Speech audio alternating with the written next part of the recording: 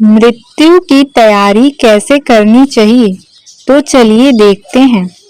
भजन सिमरन द्वारा प्राप्त हुई एकाग्रता से मन और आत्मा को मृत्यु के समय शक्ति और सही दिशा मिलती है। संत महात्मा समझाते हैं कि भजन सिमरन द्वारा मृत्यु पर विजय प्राप्त की जा सकती है। सेंट पाल ने कहा है, मैं रोज मरता हूँ। मौलाना रूम हमें अभ्यास के लिए इन शब्दों से प्रेरित करते हैं। जीते जी मरने के अभ्यास में सफल होने के लिए ध्यान को तीसरे तिल पर टिकाना पहला कदम है। भजन सिमरन के लिए निश्चित किए गए समय के साथ साथ ध्यान को हर समय तीसरे तिल पर टिकाने का अभ्यास भी करना चाहिए। ऐसा अभ्यास हमारे लिए और भी अधिक लाभदायक होगा अगर इसे उस वक्त किया जाए जब मृत्यु की सी स्थिति हो, जब सब कुछ अव्यवस्थित सा बिखरा पड़ा हो या हमारे काबू से बाहर हो। ऐसा वक्त तब हो सकता है जब मन पर क्रोध या लोभ हावी हो, जब हम किसी दुख या पीड़ा में से गुजर रहे हों या फिर कुछ ऐसी परिस्थितियों को संभालने का यत्न कर रहे हों जो हमारे बस से बाहर हो गई हो। ऐसे हालत हमें मोह रहित होने का पाठ पढ़ाने वाले उत्तम अवसर होते हैं। ये अवसर हमें सिमरन द्वारा अपना ध्यान तीसरे तिल पर एकाग्र करके हर चीज से ऊपर उठने की सीख देते हैं। यह अभ्यास और आत्म संयम अंत समय बहुत महत्वपूर्ण सिद्ध होगा। इससे हमें अपने व्यवहारिक जीवन में बहुत सहायता मिलेगी ताकि हम निश्चिंत होकर शांति से अपना दैनिक जीवन बिता सकें। अगर हम हर वक्त हर हाल में अपना ध्यान सतगुरु की ओर रखने की आदत डाल लेंगे तो स्वाभाविक तौर पर अंत समय भी हमारा ध्यान केवल अपने सतगुरु की ओर ही जाएगा।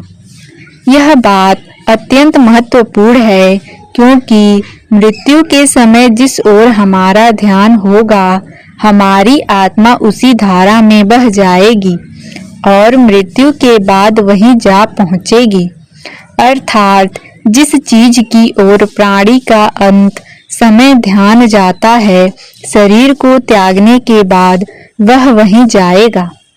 अगर हमने जीते जी मन को तीसरे तिल पर टिकाने का अभ्यास नहीं किया और हमें केवल सांसारिक पदार्थों की तृषा सताती रही तो मृत्यु से वह तृषा खत्म नहीं होगी। मन पर जो प्रभाव पड़े हैं वे अंत समय भी बने रहेंगे। अपने प्रियजनों से वापस आने की इच्छा और इंद्रियों के भोगों का मोह हमें अपनी ओर इतना खींचेगा कि इन इच्छाओं की पूर्ति के लिए हमें दोबारा जन्म लेना पड़ेगा।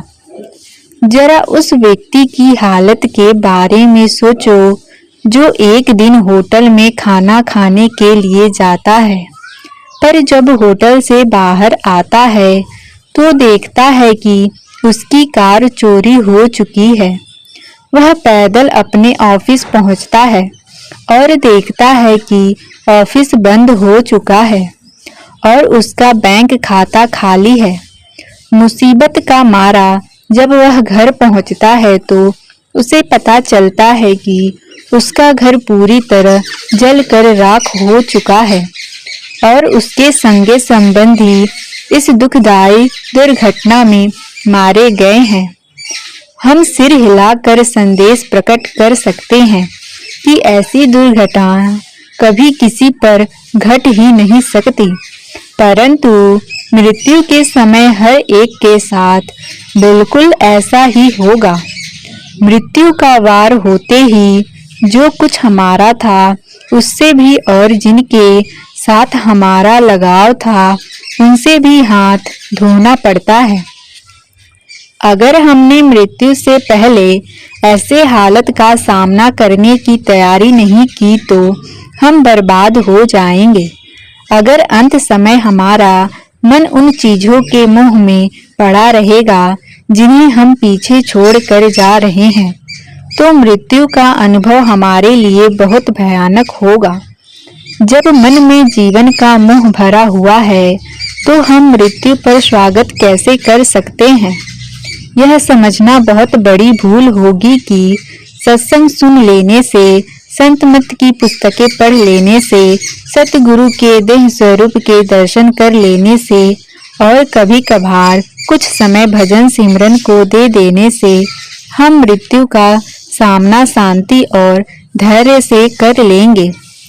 हमें चाहिए कि हम इस अवसर का लाभ उठाकर अभी से भजन सिमरन करें और मन को तीसरे तिल पर ठहराने का अभ्यास करें। हमें किसी भ्रम का शिकार नहीं होना चाहिए। हमें इसी जीवन में रोज बिना नागा भजन सिमरन करना चाहिए।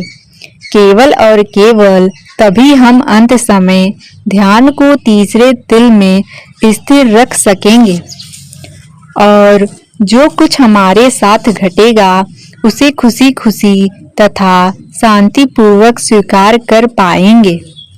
भजन सिमरन ही वह एकमात्र व्यवहारिक साधन है जिसके द्वारा हम अपने आप को उस अनुभव के लिए तैयार कर सकते हैं जो हमें मृत्यु के समय संसार छोड़ते वक्त होगा। अगर हम अभ्यास द्वारा लंबे समय तक ध्यान को तीसरे तिल पर स्थिर रखने में सफल हो जाएंगे, तो निश्चय ही हम अंतर में प्रवेश कर पाएंगे और जीते जी मरने का अनुभव प्राप्त करने में सफल हो जाएंगे। तब मृत्यु हमारे लिए कोई रहस्य नहीं रह जाएगी, बल्कि इसके लिए हम तैयार रहेंगे। मृत्यु जो एक आश्चर्यजनक, सुंदर और आशाजनक अनुभव है, उसका इंतजार करेंगे, जिसके बारे में हम जानते हैं कि यह क्या है। जो साधक भजन सिमरन द्वारा जीते जी मरने का अभ्यास कर लेते हैं, उनके लिए मृत्यु इतनी भयानक नहीं रहती, क्योंकि वे मरने से पहले ही मृत्यु की पूरी प्रक्रिया से गुजर चुके होते हैं। ऐसे शिष्यों का ध्यान सतगुरु में होता है।